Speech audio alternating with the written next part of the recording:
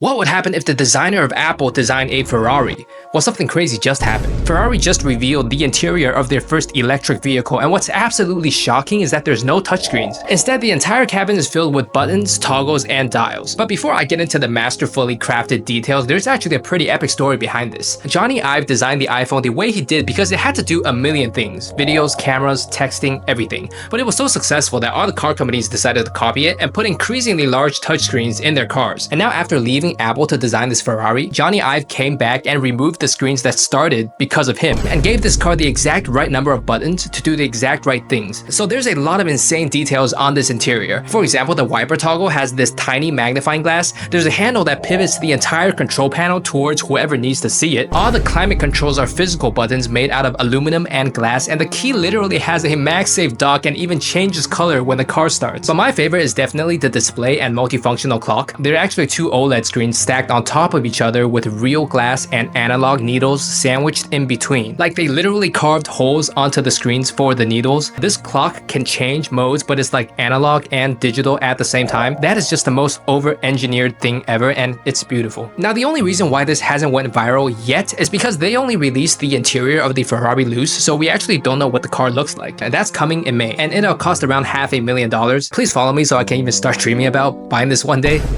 Look, I've always preferred buttons over gigantic touchscreens in cars, but what do you guys think? Let me know in the comments.